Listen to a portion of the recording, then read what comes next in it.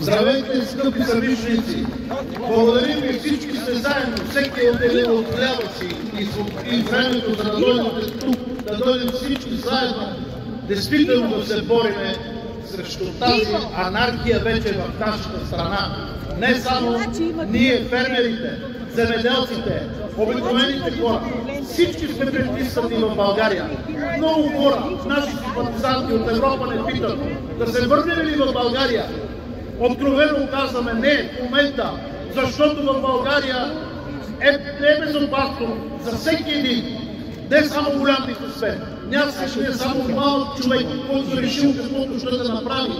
В България вече е опасно за всеки един човек, защото той е притиснат от властимащите навсякъде, във всяко едно ниво.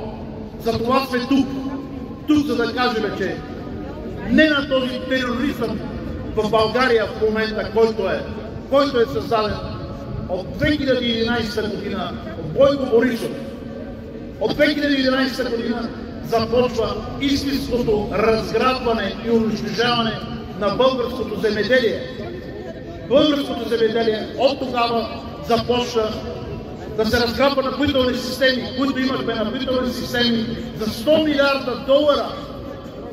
Най-добрите напоителни системи, може би в цял свят. И в момента от 16 милиона декара в момента напояваме 500-600 хиляди. Разграбването се продължава. Нашето селско стопанство е на много ниско ниво. 85% от зеленчуците са ни внос. Месото също над 80%. Но ние можем да ги спрем.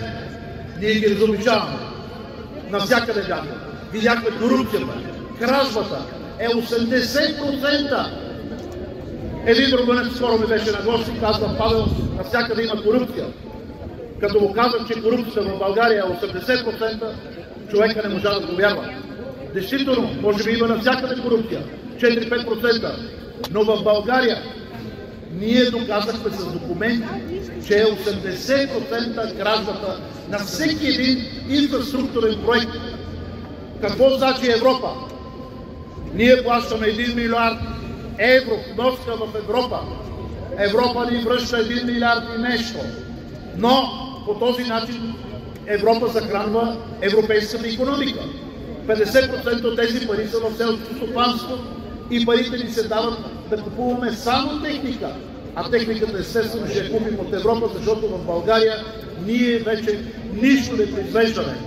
Така че политиката изцяло е за ограбване на българската икономика. Ние сме вече дъното и под дъното. И затова сме тук, за да кажем: след като искате да сме партньори, трябва да бъдем истински партньори. Бойко Борисов и Пеевски трябва да се махнат от българската политика, за да може България да започне да имаме ново възраждане, ново величие на нашата страна. С тези хора няма да може нищо, тъй като те, за да подхранват крадените гласове, те трябва да дават поръчки на инфраструктурните проекти и инфраструктурните проекти, които са за малките региони. Кметовете ги крадат, притискат хората и така продължаваме. Затова сме тук всички ние заедно. Благодаря ви!